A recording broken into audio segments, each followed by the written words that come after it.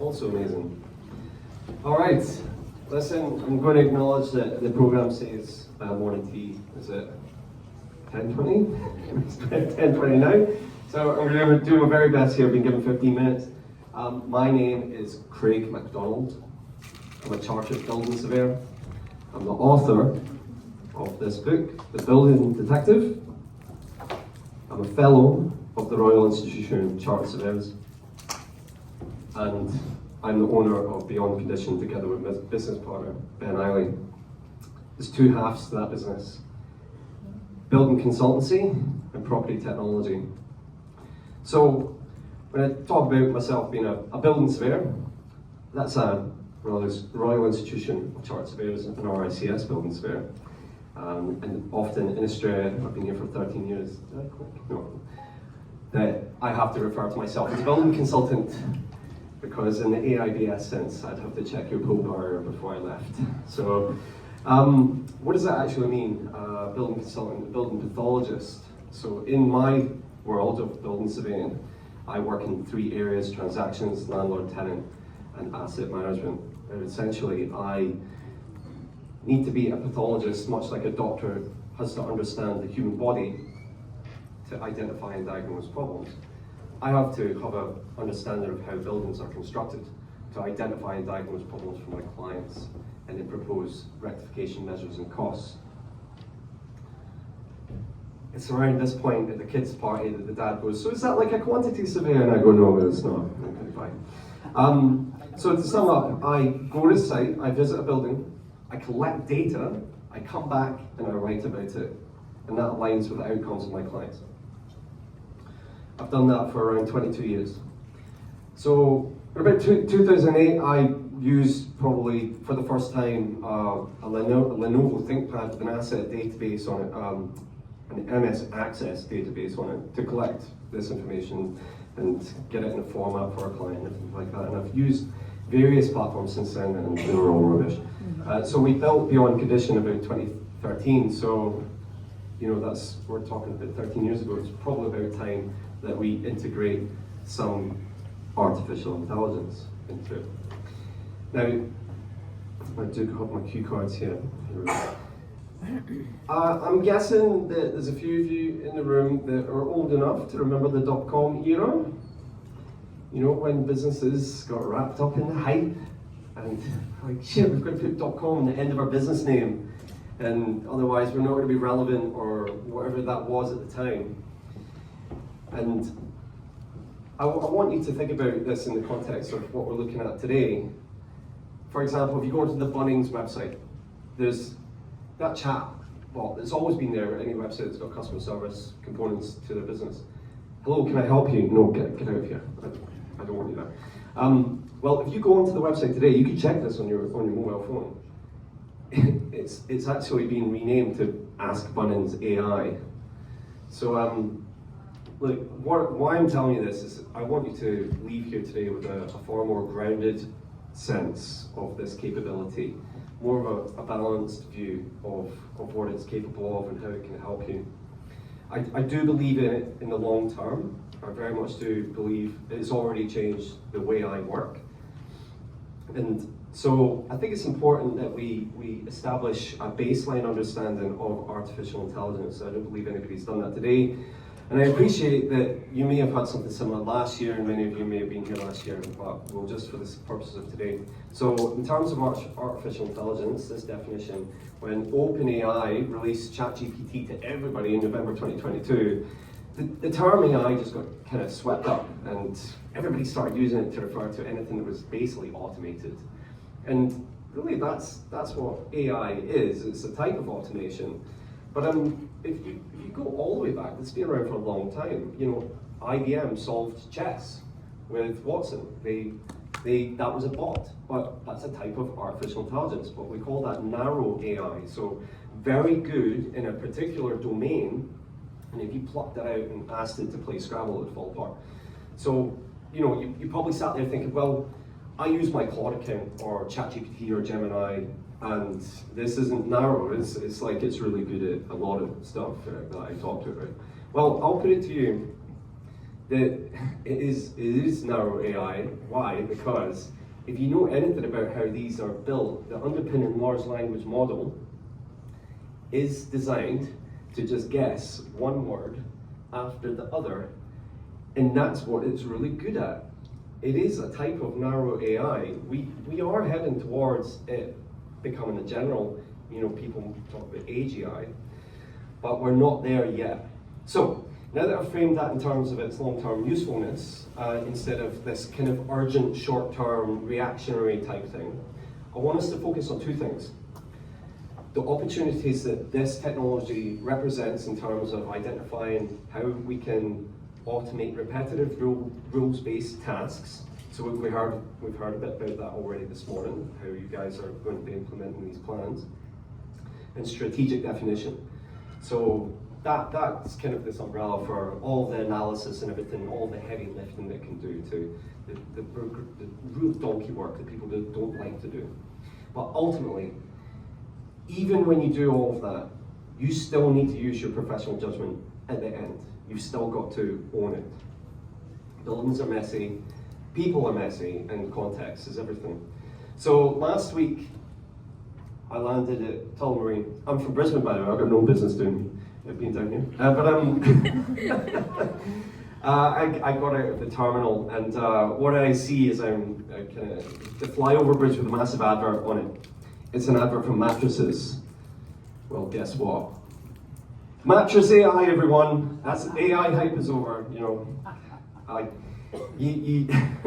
start putting AI on the end of everything. You know something's like, okay, we're going to calm down here. So globally, Mel spoke to what's happening globally a little bit. So I'll just sum it up. And she gave loads of examples, and that report, the construction report, is available. Ask Mel for it. You can Google it. You probably find it. But in Singapore, they are already using AI to integrate into building information modeling. If you know anything about BIM, it was pioneered in the UK through PAS 1192, and then the ISO 19650 came out in 2019. And then eventually state governments and territories in Australia started to adopt it for infrastructure project because it's demonstrated to return the best value for the taxpayer. In the UK, similar kind of thing, in terms of what's the taxpayer paying for, we speak about local councils. Well, there's already local councils in the UK that are using AI to scan planning applications and reduce those assessment times from weeks down to days. And in Silicon Valley, someone's developed this AI that checks whether or not another AI has exaggerated its capabilities. Pause for laughter. Yes, it's not very good yet, but give it another 18 months of venture capital. So anyway, you guys who adopt these tools, what you're ultimately going to do is free up yourself to focus on judgment and public safety.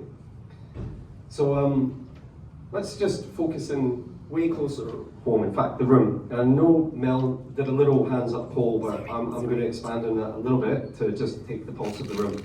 So we can start with everybody put their hand up. Don't be shy, get the blood going to your arms, that's it, we'll get a bit of movement. Now put your hand down if you've never tried it. Oh, that's pretty good actually. That's good. Good audience, good job. All right, you've never tried it. Next, put your hand down if you've experimented with it, but you've never adopted it. It hasn't been adopted into some kind of regular workflow.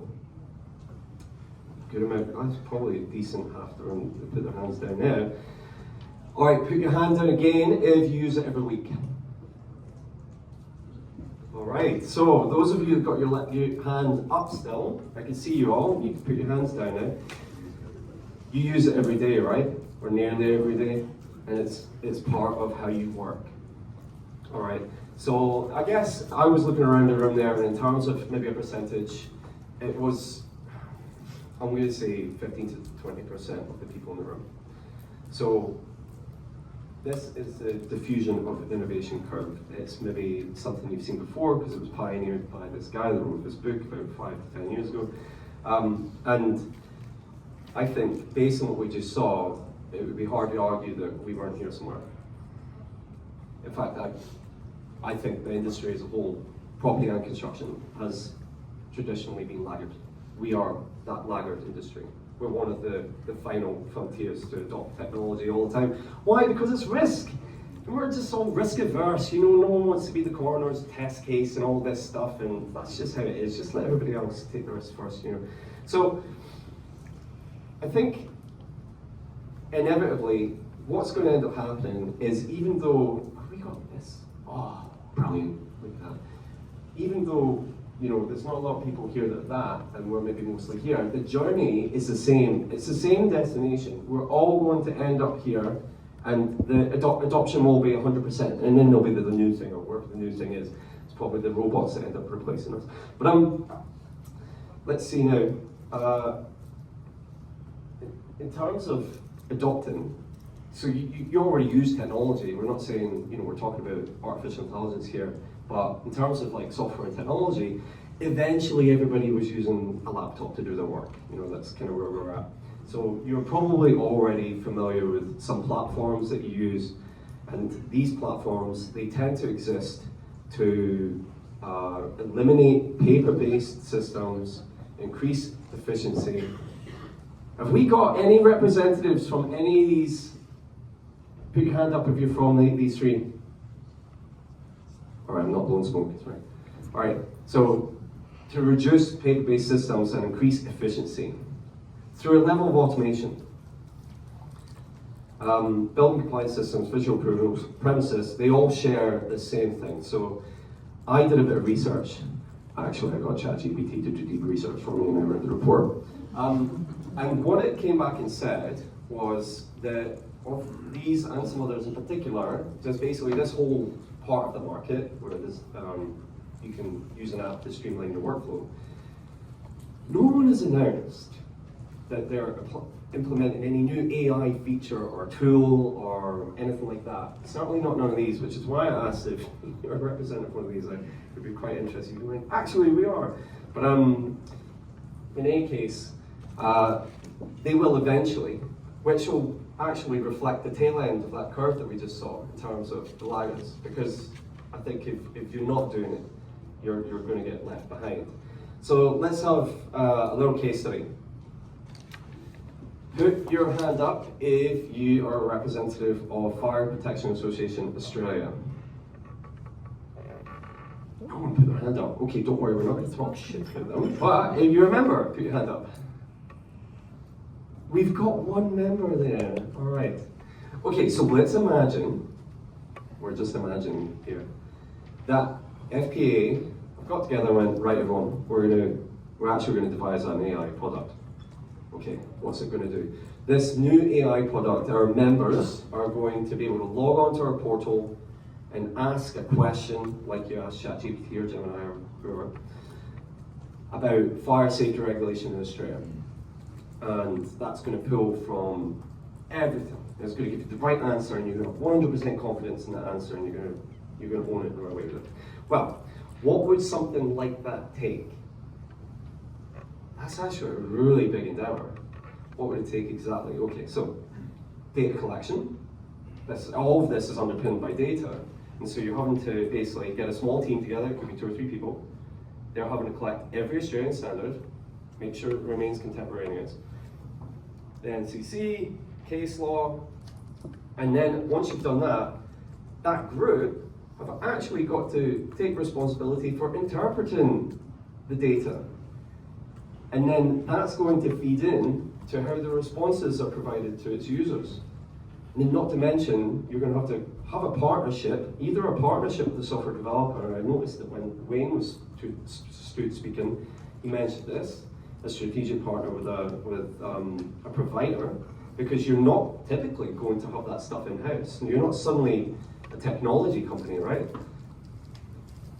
But they're going to have to make sure it doesn't hallucinate. We haven't defined that term yet. Well, don't worry, it's just when it gets it wrong, but not just wrong, it really thinks it's right. It really wants to tell you it's right. And then there's a user training. You're going to have to, you've got these already paying members of FPA. Oh, cool, we're going to get this new product that's rolled up as part of our annual membership. Well, we still have to train those users. Because if we don't do it properly, then how are they going to rave about it and say, hey, you should check this out, you can get it if you become a member, and then they get new members and that's a new stream of income because that's going to be a return on investment. Of course, you're gonna have to try and make some money from doing this. So this is all in-house. And then the thing is existing, is being used, you've got to maintain it. And then you've got to pay to maintain it. And how are you doing that? So there's a lot of demand here.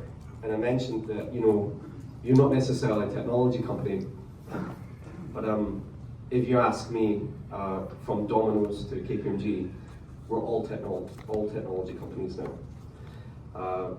The Domino's example, actually, the new CEO that was implemented, I think it was 2015 or something like that. He came from tech, and then he was in the IT team at Domino's, and then eventually became the CEO, and then he's attributed to saying, we're not a pizza company anymore, we're a technology company that sells pizzas. And then they took market share from Pizza Hut, because their app was a lot better. Not the pizzas are okay. All right, so Beyond Tradition is a technology company. There's building consultancy and property technology, and among the other technology challenges, pain points that we help our clients with, and our clients are like real estate investment trusts, fund managers, investment managers, property managers, asset managers. They're trying to basically get their house in order, become a bit more sophisticated, and streamline what they do. So, Beyond Condition is a really lightweight web app that exists to streamline data collection and export a report. That's really all it does, right? I have seen time and time again how, you're using, let's say you're using safety culture or Fulcrum or one of them ones. You're forced on it, it's part of the project, and it's like, okay, I've got to fill this out. And then the person that's escorting you around this school, factory, whatever it is, goes to you, how long is this going to take? And you're like, oh yeah, like 2 hours? 2 hours?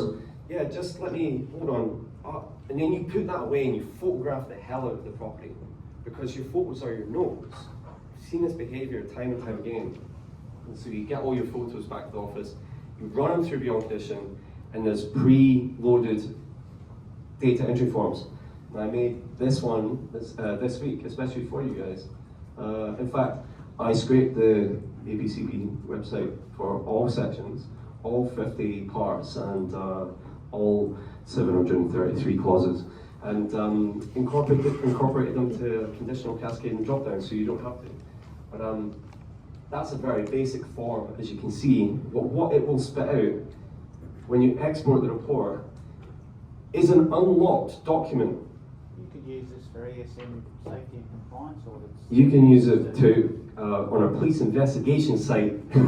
You're photographing the site, and they just need to get it into a format where they're able to get it to somebody, or copy the table and paste it into their company's existing template. Like, if you've got 500 images from a site and you want to import them into a spreadsheet like this, no one has the time to resize those thumbnails. So that's what it does, and you're probably wondering at this point, where does the AI come into this? AI wrote these descriptions. These are taken from the file names. All of this is taken from the image metadata, the latitude, the longitude, the time and date.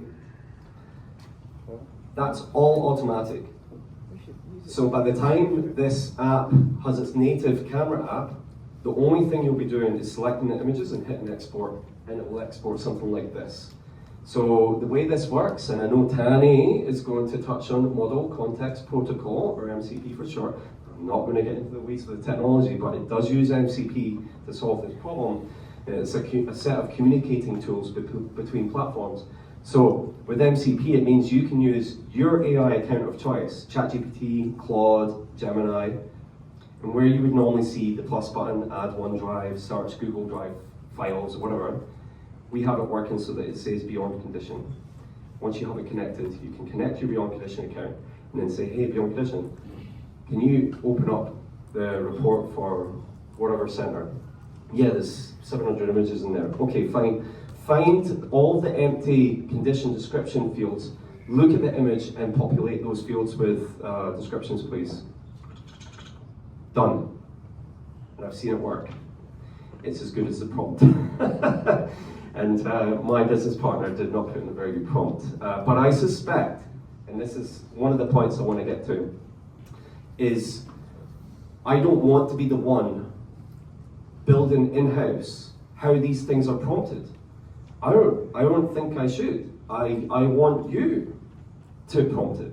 I want you, because you know what you want. And then at the end of the day, you still have to own the thing after it's spat out. You've got to take full responsibility for it. So, we're talking about the regulatory challenges for just a moment. I'm guessing everybody here is familiar with CAPTCHA. You know, that thing online, you're on a web page, you try to log in, and it asks you to prove that you're human, not a robot.